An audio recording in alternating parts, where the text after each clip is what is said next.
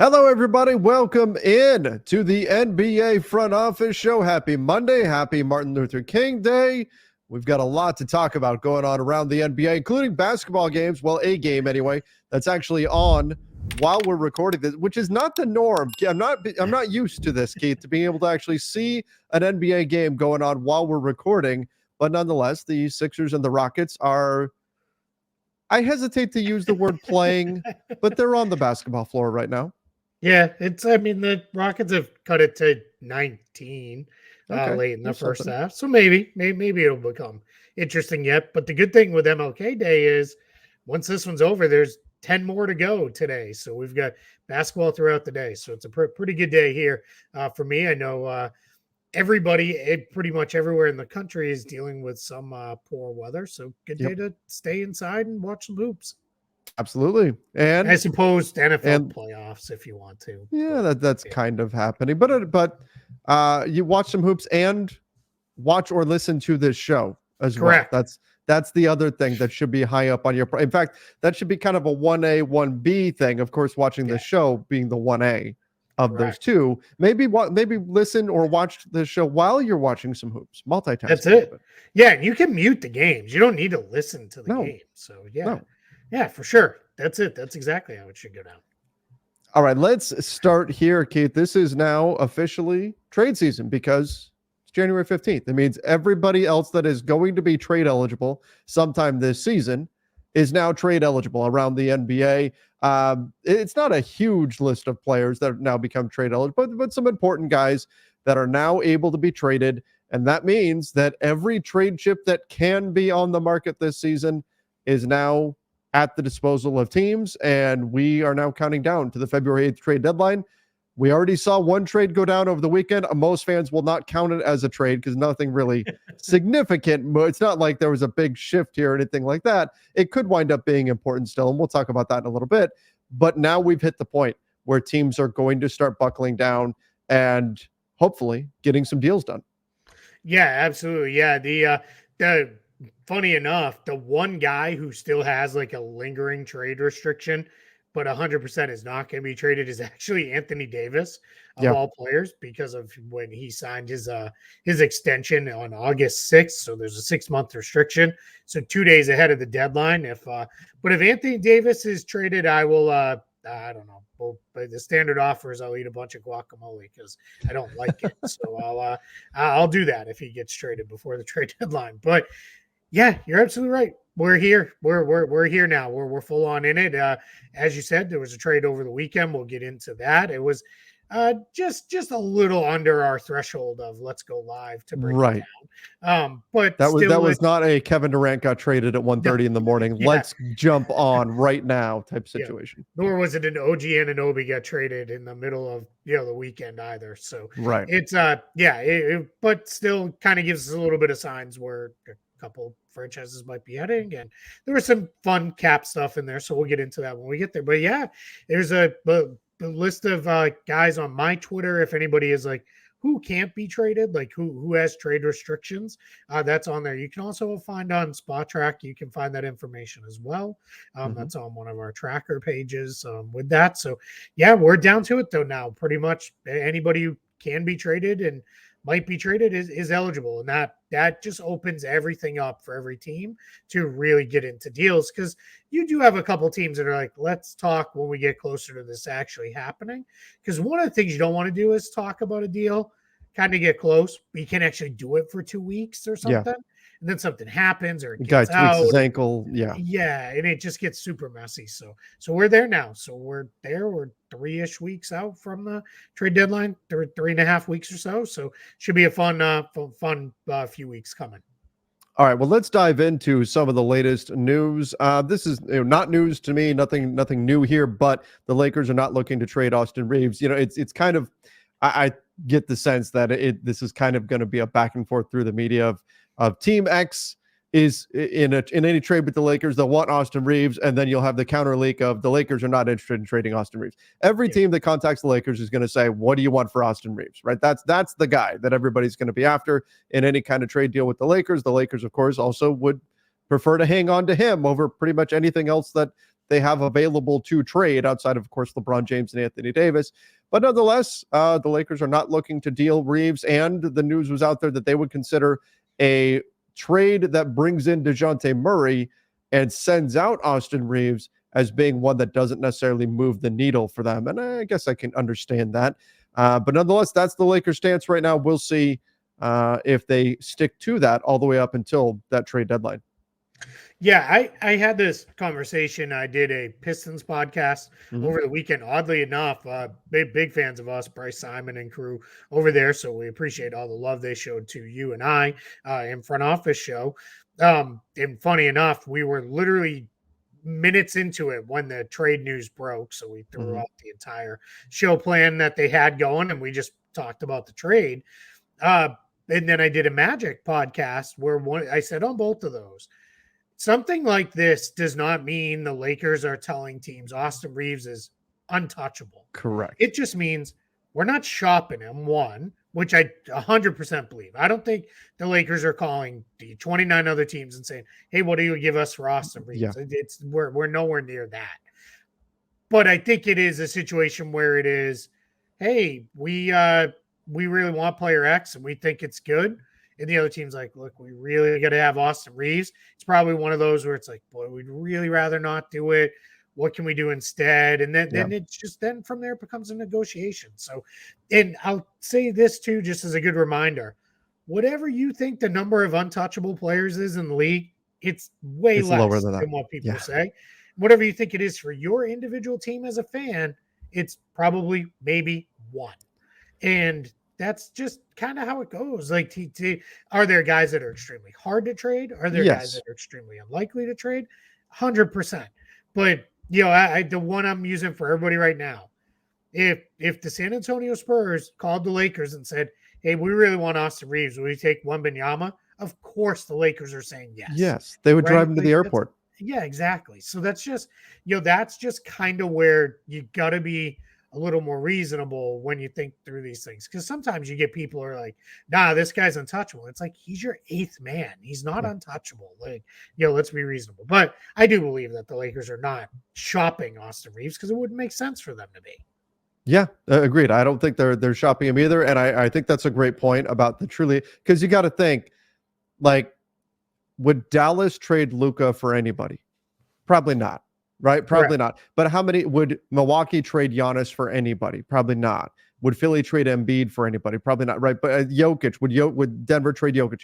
Probably not. But that's pretty close to the end of the list, right? Maybe add Wembanyama in it. Like after that, like let's say another guy that's got a lot of Jalen Brunson, right? The Knicks love Jalen Brunson. They're not going to trade him. If Dallas called and said, "Hey, we'll give you Luka for Jalen Brunson's going back to Dallas," right? Yeah. Like that's the way you have to think of it in terms of truly untouchable guys. But to the topic, yes, Austin Reaves, not somebody the Lakers are looking to trade, but will they have to if they want to get a deal done?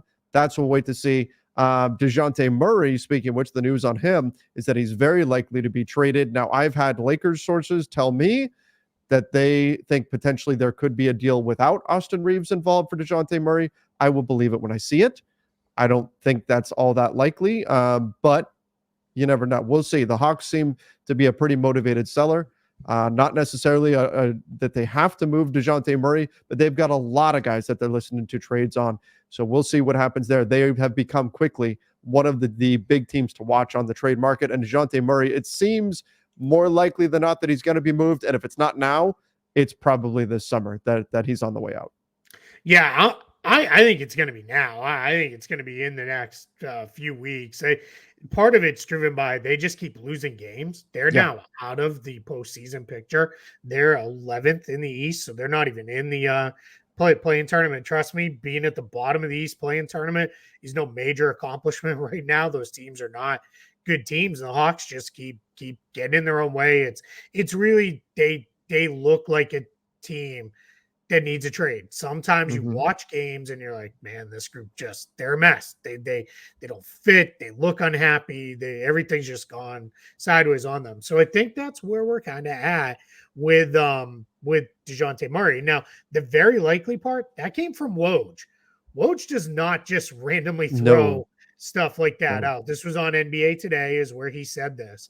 He also noted the Lakers are interested, as you said. It sounds like the initial conversations have probably been stuff the Lakers don't want to do, because the other thing is it's not just Austin Reaves, it's Austin Reaves plus something else. Just to make the math work, it has to be Austin Reaves plus. Exactly. Yep. So that's where, but that's where it gets a little, potentially messy. Now, is there a deal where you could do like, all right, we'll do Austin Reaves and Rui Hachimura in a pick or whatever, but we get Murray and Bogdanovich back? Like, sure, maybe something like that could happen, or we'll take Sadiq Bey. I don't know. I'm just spitballing here. I'm not, by no means throwing it out there. So that's part of the negotiations. I think part of what drives Murray too is he's just that much easier to acquire right now because he's $18 million this year. In the next couple of years, that goes up to 24, 25, and so on. So that's where that can help just make things that much easier. I just feels like Atlanta's ready to shake it all up. Whether that means he's headed to the Lakers or not, we don't know. But we know that they're interested for sure. Do you think Dejounte Murray fixes the Lakers' problems?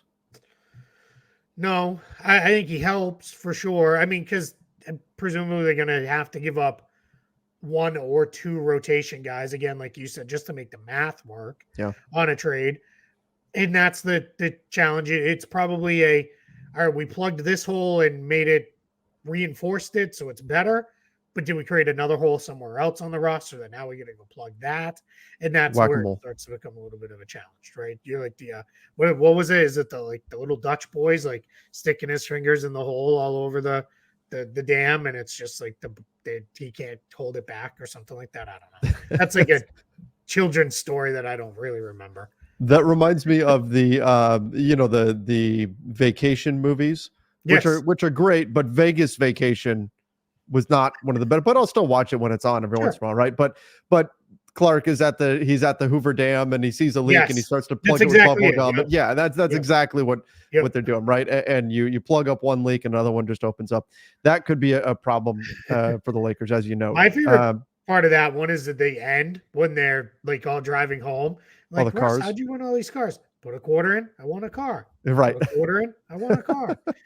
So I don't understand the constantly shifting ages of the Griswold children. No, in that it's series. like but now it's like built into the running joke of the series for sure. Yeah. All right, let's head up north. The Raptors and Pascal Siakam not close on getting an extension done, and there's several teams that would like to acquire Siakam via trade. There's also several teams that are saying, hey, we could just sign Siakam this summer if you're not going to get a deal done.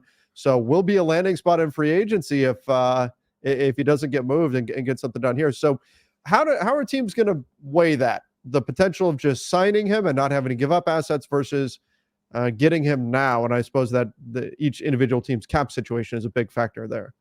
Yeah, it definitely is. The cap situation is going to drive most of that. It's also, well, what do we need to give up for him? Because if we can give up enough to get him, but it doesn't really weaken us all that much, and now we can really add him for the rest of this year for what should be a really nice playoff run, then that probably tips it in the favor of go get it done now versus waiting. Like people have talked about the Indiana Pacers. Yeah, the Pacers could definitely be in position to have enough cap space this summer to make a run at Siakam.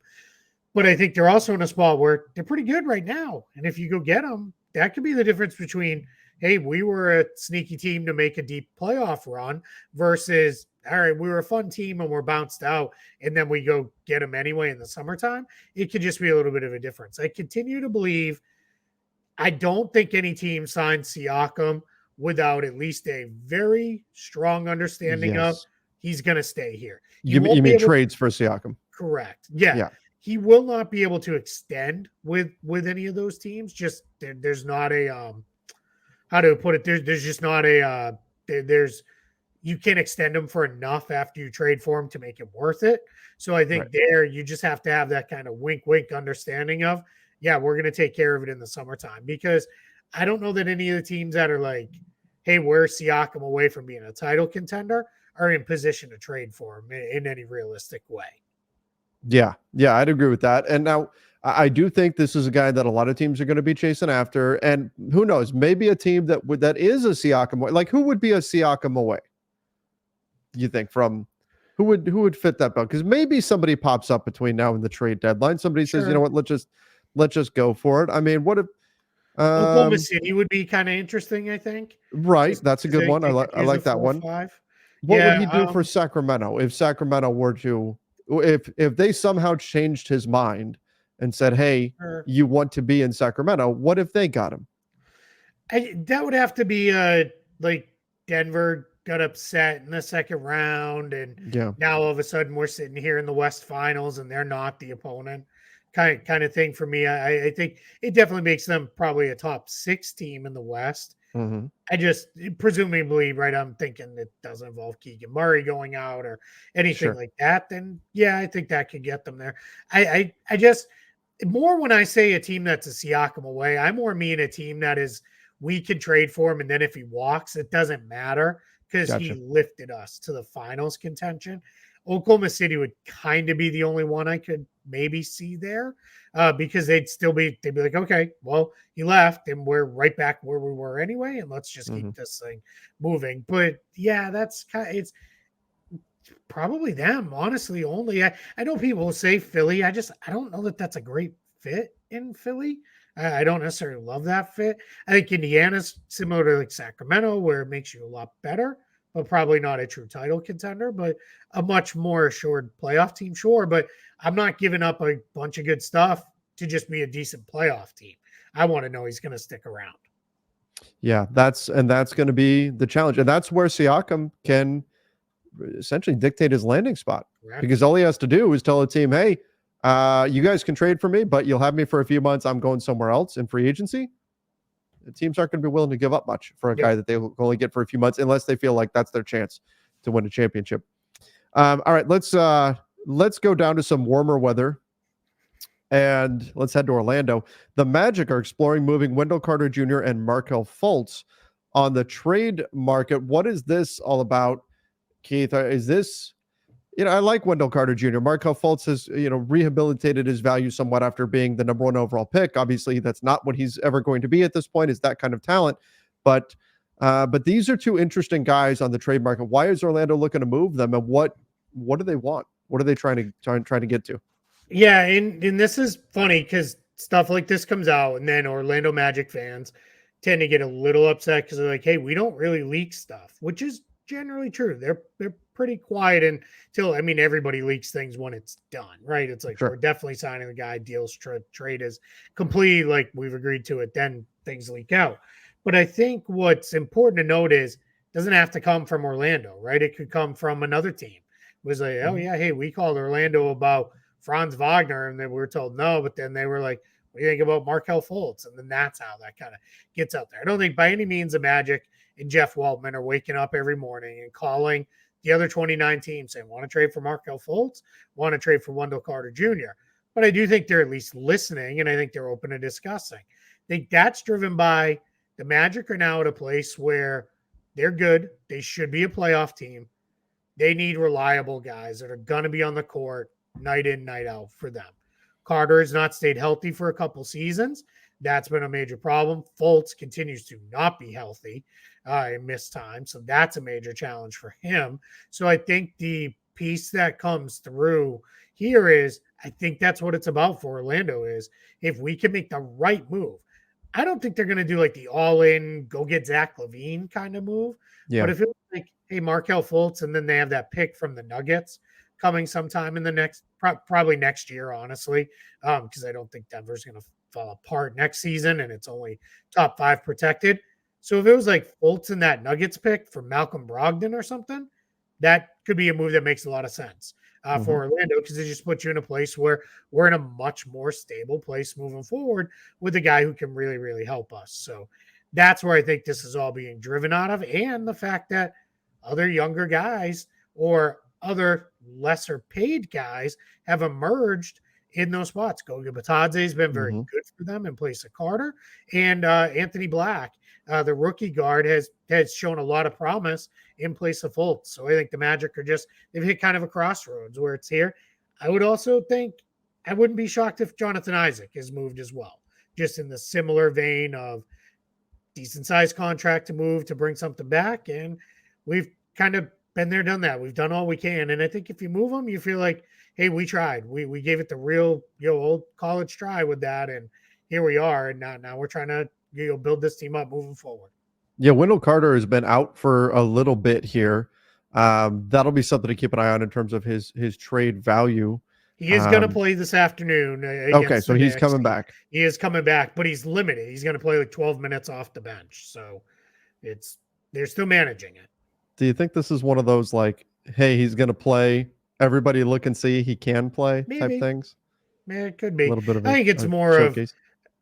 We have a million other guys hurt. We kind of need him on the floor type of thing from Orlando is like, let's just get him out there more than necessarily a showcase. But yeah, sometimes that happens every once in a while. It's when you start seeing Carter's different because he had played for them and started. But if you see some random vet kind of pop up and it's like, that's weird. That guy doesn't usually play a lot and he gets like 15, 20 minutes. Sometimes it's, hey, everybody just remember, like, he can shoot. He can knock down some threes if you want them, kind of thing. Yeah, that does happen.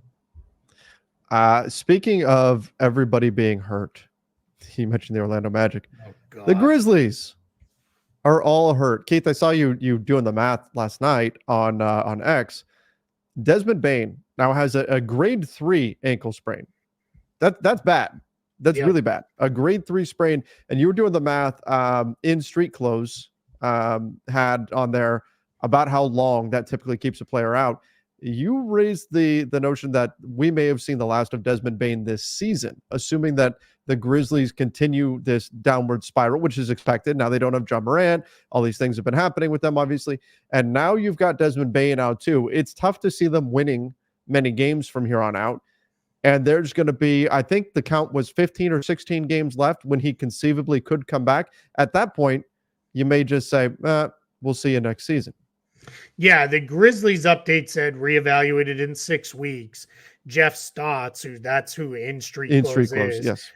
Great follower. Everybody should be following him because he's got great injury information, including what I like is he comes with historically a player with this injury misses this amount of time. And it's generally pretty close to that. Every once in a while, somebody really beats the odds and they get back early. And then, of course, some guys are way longer. But he said it's an average. It was like between 27 and 28 games, I think, or 26 and 27 games. But we're already at the halfway point. By that point, you're talking about 16 games left.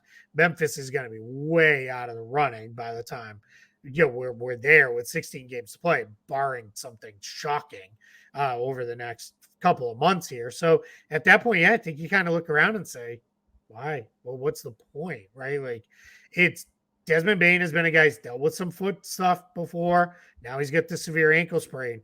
You're probably better off saying, let's just get him right. And we're going to come back next year. We'll have Morant and Bane and all of our other guys and add a good high draft pick or something we moved that draft pick for. And we're ready to attack, 24, 25. So I wouldn't be shocked if this is it for Desmond Bane for this season, obviously. Agreed. I think this will probably be the end of the road for him. Beyond him, Jake LaRavia is out for 3 weeks with an ankle sprain. They're down to like 8 healthy players.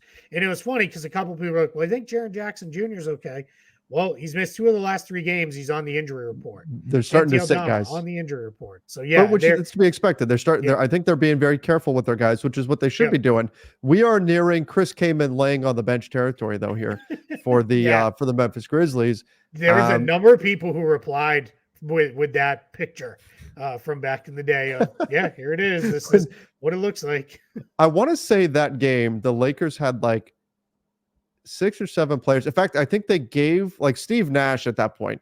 Wait, maybe that wasn't the Nash year. Anyway, there was one year where the Lakers had like 6 or 7 players to the point where Steve Nash was hurt, but they gave him a jersey just so they would legally be able to play the game. And like if he had to step on the floor and just kind of stand there, he could in case a bunch of other guys got hurt.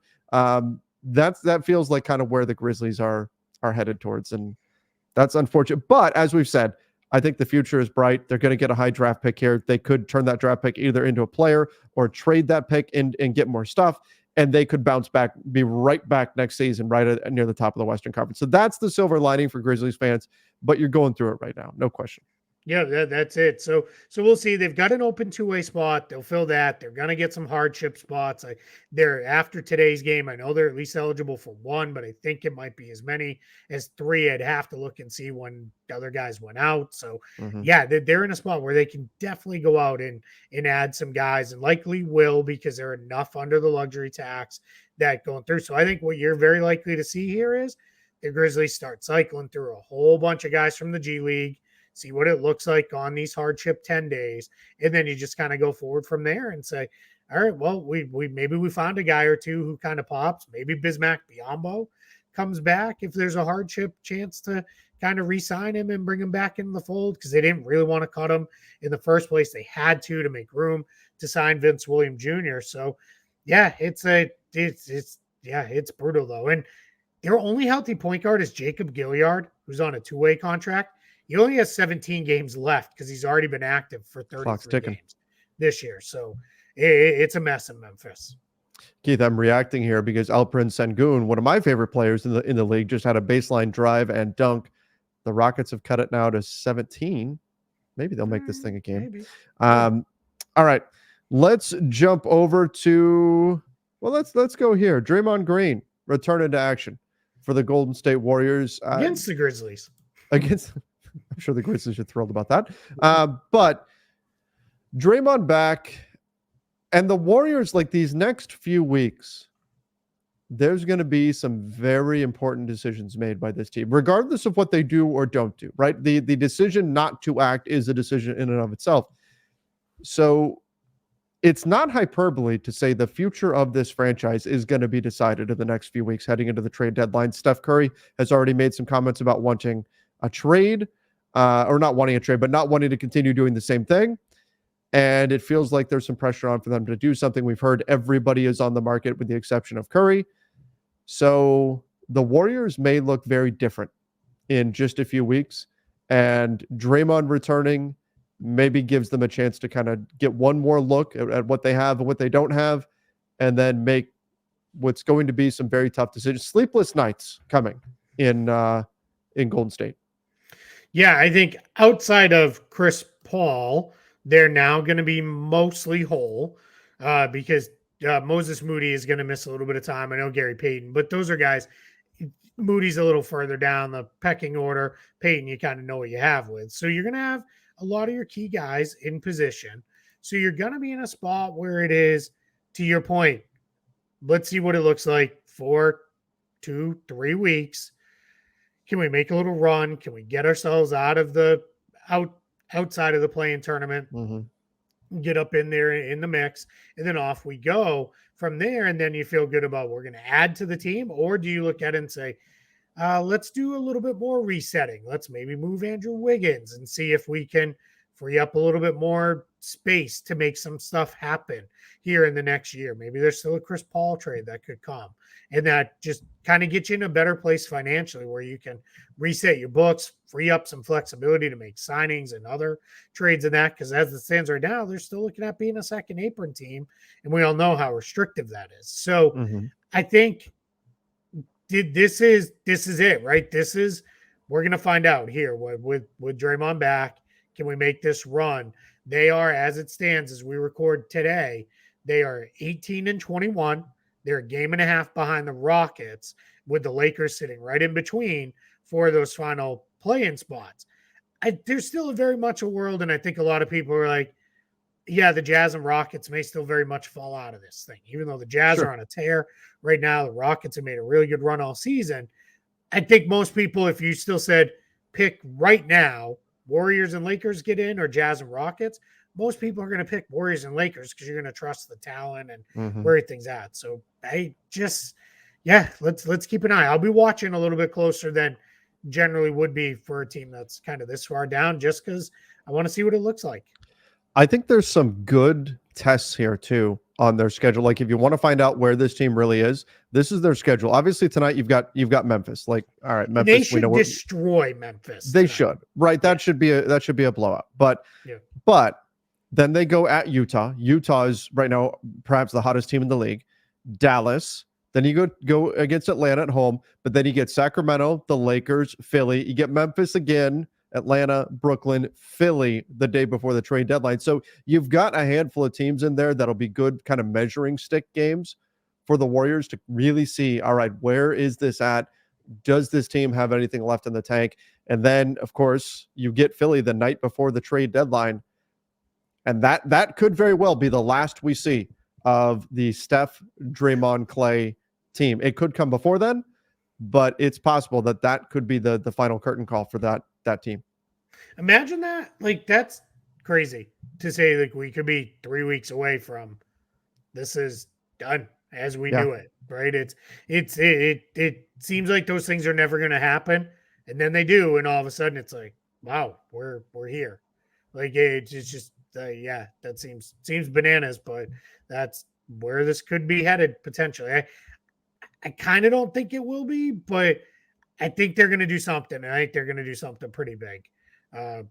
If not big in terms of, holy cow, they went and got Siakam or Levine or something like that. Big in terms of, wow, they moved off Andrew Wiggins' contract, and that now frees up considerable spending power in the summer or whatever it may be. Like I think we're looking at something like that potentially. Keith, as the band Cinderella told us back in the 80s, you don't know what you've got till it's gone. We're nearing that time here. That's a good for the Warriors. That's some good 80s music there. All right, Gordon Hayward is reportedly available, but teams are also looking at him potentially on the buyout market, which that's problematic. If you're trying to trade the guy and rumors are out there that maybe he'll get bought out, because teams will say, well, why would I bother trading anything for him if he's going to get bought out? I'll just sign him in 2 weeks or whatever anyway, once the buyout market picks up. The buyout market changed this year, right? It's different because that's true. Yeah, the teams that are over the apron can't do it. And I've seen a lot of people confusing it. It is any team over the apron.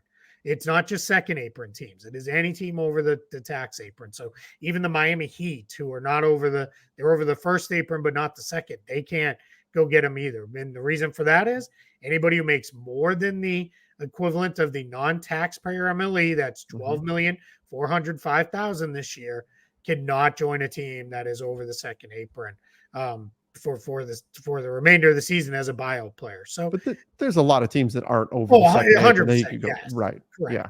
But like I've seen a couple people say, like, "Oh man, he'd be perfect for Milwaukee," and he probably would be. But they have no way to get him. They can't trade for him in any reasonable world because everybody's got enough salary as part of their rotation and an important player, and they would not be able to sign him. So, we'll see where it goes. And shocker, he's hurt right now. He's got a calf strain, so he's been out. That he's should be nearing the end of that time. We'll see. It should be getting close. It feels like this is just repeating the same talking points from the last, I don't know, 7 years since he got hurt in Boston. Right. When he plays pretty good. He's 47% from the field, 36% from three, 14.5 points, 5 rebounds, 5 assists. It's just, you cannot give up what it would take to trade for this guy.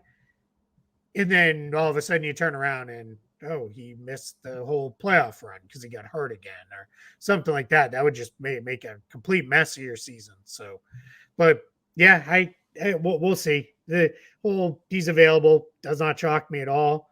Maybe buyout. It'd be curious to see where he could go.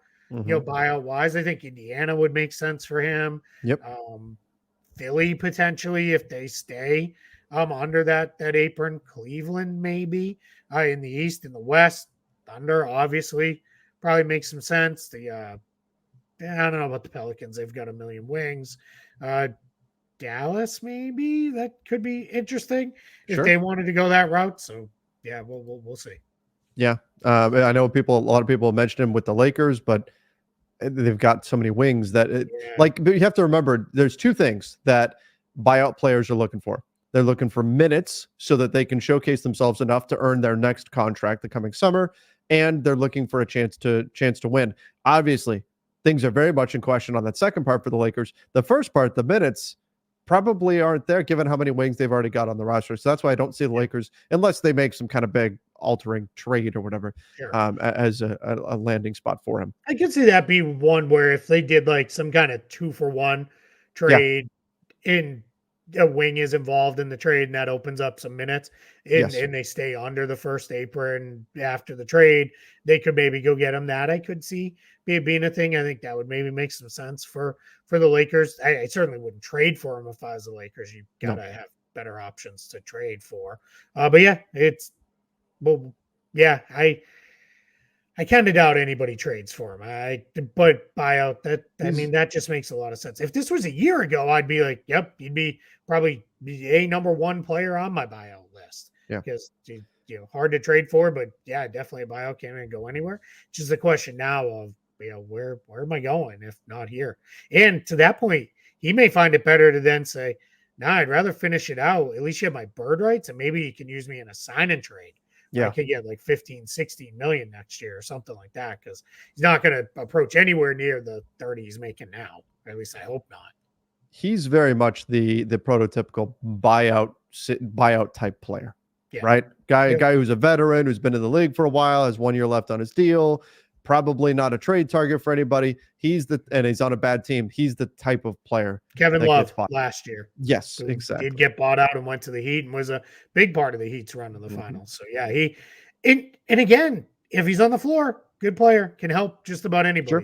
Just how often is that going to be?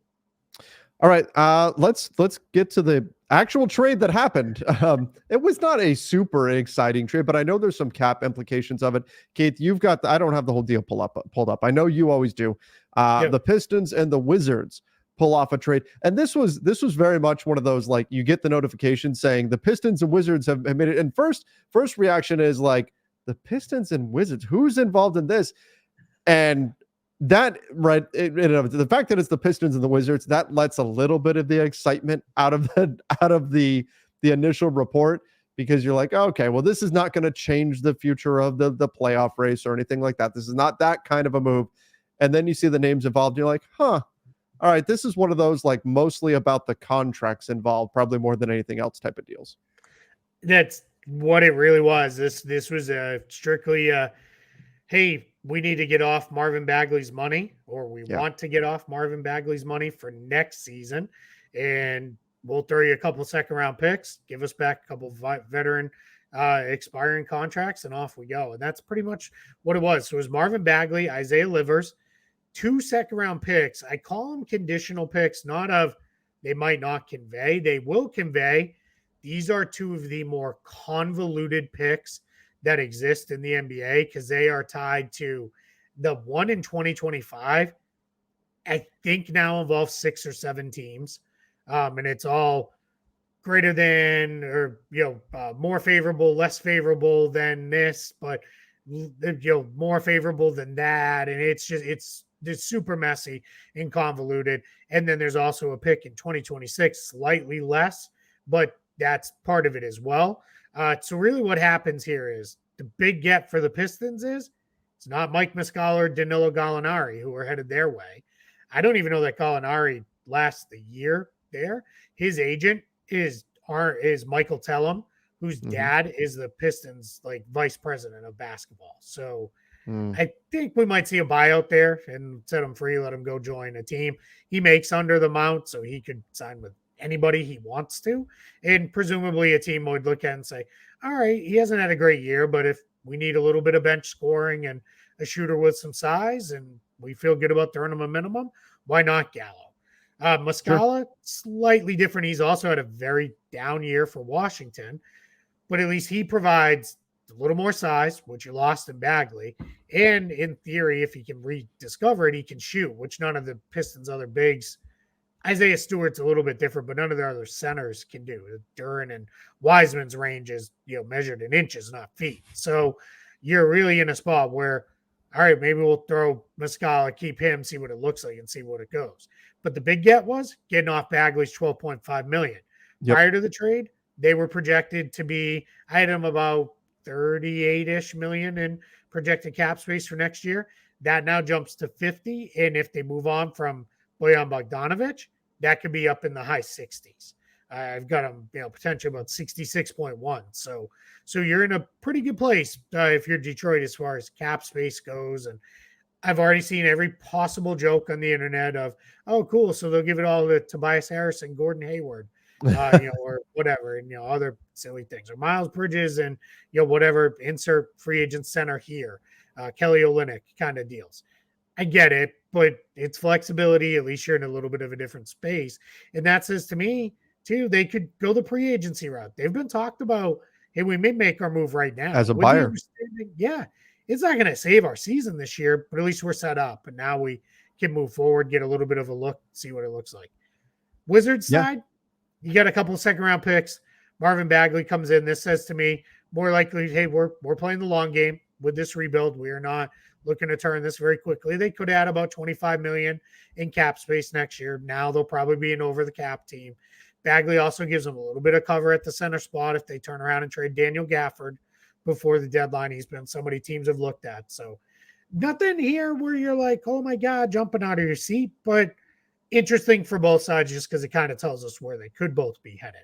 Exactly. That I couldn't sum that up any better. This is not the, oh my gosh, race to put out a reaction on this. This is earth-shattering stuff here, but it is informative of these two teams and kind of what their plan is moving forward and from there. All right. Anybody wants to read about it in a lot more detail, mm-hmm. I did break it all down on Spot Track and also use that as a little backdoor way to plug every single trade that happens between now and the trade deadline. I will be writing a reaction piece on Spot Track too. It might be a protected second round pick for a salary dump. I'm going to write something about it, just kind of explaining like why did this happen? We feel like there's a market for that where people are like, I don't understand what this trade even is. We'll have something up about as quick as I can get them written and come up. And if they're big, major blockbusters, it might take a little longer because there'll be a lot more to dive into. But there will be a reaction piece up every single trade between now and the trade deadline. We're trying something new. That could wind up being a Herculean task, Keith, depending on how active the trade deadline is. But sure, you never know. And so that could wind up being quite the endeavor for you. So I'm curious to see like what kind of mental shape you're going to be in come February 9th. Yeah, we may turn off the live show on Friday and I may just cry for like an hour and then be like, all right, pick yourself up and get writing. Let's go. Oh, well, we'll see if Keith survives this year's trade deadline. The last bit of news that we've got, the Clippers are going to be hosting the 2026 All-Star game. That will be in their new arena, which unfortunately is still in Los Angeles. There were some hopes that maybe it would go somewhere. I mean, really anywhere else, but it's not. They are staying in LA. It looks like it's going to be an absolutely beautiful arena, and they will get to host the 2026 All-Star game. I am super intrigued by the wall concept that they're putting in, where it's like a bunch of like uninterrupted rows on one baseline. And did you? I know you're like, why would I read about the Clippers? I don't care. Like they should go away. Did you read any of the stuff about it? I read a little bit. It was months ago. The last time I read about it. The last thing I recall reading about it was about the bathrooms. Yeah. Well, so this one, I'll let people come to their own jokes and conclusions on that. They are doing something pretty cool though with it. It is, if you are, so let's just say you're a Laker fan, you buy a ticket in the wall and you sit there in Laker gear, you're going to be moved to another section of the arena. Like it is going to be Clipper fans only. Like so they are going to do. Jeez, man. We'll see. But I think the concept is cool. Like this is borrowing from. I know people are going to be like, "Good Lord, why?" It's a soccer style concept. Yeah, why are they trying to make the NBA into soccer? But I think the idea of it's pretty neat. Like I think it's gonna be fun. The idea is they want people there who are gonna stand and make noise and get rowdy and stuff like that. So it's a cool concept to see what it looks like in practice. No, all jokes aside, I actually do really like that. I think that's a very cool idea. It's something that works out very well. It's something where you see it all the time in soccer, where a player scores a goal, he runs over to his supporter section and acknowledges them and all of that. So it is a cool idea. Now in soccer, part of that is they'll kill each other if you put them together. It's not so, but it does create kind of a cool atmosphere. So I'm curious to see how that works out. That could be something that. And I'm interested to see strategically, where is that section placed? It's behind one of the baskets. It's all like along the baseline. And there's a couple pictures online. People can go and you can see what it looks like, because now it's like coming to fruition, and you can see like the way it's going to go. It almost goes like straight up, like even more like severe than like what it looks like in a normal arena, where it's like you have the tiered bowls, and then like every new arena has like, we slammed a luxury suite section in like in the middle and all this stuff. What I also think is kind of neat is again, you've got the idea of no opposing fans are allowed, and that'll be interesting to see how they enforce together. So I'm very curious to see what it looks like. I read a thing too where people are like, doesn't that kind of make the arena like weird for like other stuff? And one of the points they brought out was, if you do a concert, you effectively lose all the seats behind the stage anyway. So the stage will just get sat in front there. In front of that section. You'll still have everything else that you usually have available seat-wise. So it's a cool concept. I'm very curious to see what it looks like. And hey, they get the All-Star game. I mean, that's just kind of how it works in the NBA. Open a new arena. You get a new arena, you get the All-Star game. You get the All-Star game. So I've been in arenas before where it's so vertical that you almost feel a little nervous the way, I'm not sitting in it. I'm a little concerned. Like if you go there, you have a few drinks and you get a little wobbly. I'm wondering what that situation, if it really is as vertical as I'm going to have to go look at the pictures. If it's as vertical as I'm imagining it, that could be a heck of a tumble and I'm curious to see what kind of if there's any safety concerns with that. It's more about the seats are not like there's no like, oh, we mixed the concourse in here, we mixed the row of luxury boxes in here. Like it really is just seats almost straight up in that section. So they want to say this is something like 30 unobstructed rows in a row, like collectively. So yeah, I mean, hey, try new stuff. Like I'm curious to see if this becomes a thing. Like does one of these expansion teams or something. So I see it. I got it. It's not as vertical as I'm thinking it was going to be. It's not. I was thinking it's going to go like literal wall, like go very straight up vertically. It's not so much that. I've been in baseball stadiums that it feels that way, especially like up in the upper deck, and I'm like, I'm not like, I don't want to sit up here. Like I'm right. I also like at this point for any live sport, if it's much worse than the view that I can just get at home, like I'll just watch at home. Like I don't need to, pay all this money to be there. So yeah, it's almost it reminds me a little bit of like a kind of a college atmosphere or something like that. Yeah, it does. Very similar. Okay, I think that's what they're trying to create, right? Is they've never really had a home court advantage because they've never really had their own true home court. So right, I'm all for it, and there's a reason why they're gonna keep the guys in the fold at least for a few years, because they can't go open a new arena and kick off a rebuild. Correct. Yeah. You want to open that with a bunch of guys to cheer for. One other minor thing, I think I threw it at you very late when you were building out the show notes. Spurs made Doug McDermott and Jetty Osman very available. So I didn't scroll down far enough. We do have two more things, and that was one of them.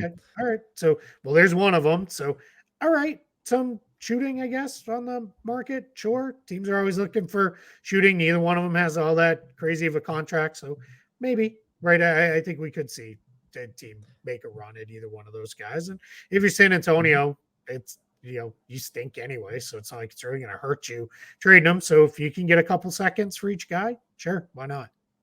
That's how we're into trade season, when I can't fit all of our topics on one page.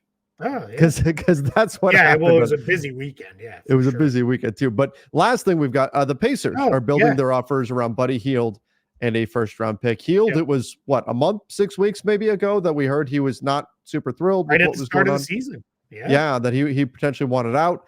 Now the Pacers, Buddy Hield's right around $20 million off the top of my head, plus a first-round pick is what they're looking to use to potentially upgrade their roster. So that's a combination to watch for on the market. Of course, they're going to be in the mix for guys like Pascal Siakam, but they'd be a fit for a lot of guys. That's not enough money to get to, say, Zach LaVine or something like that.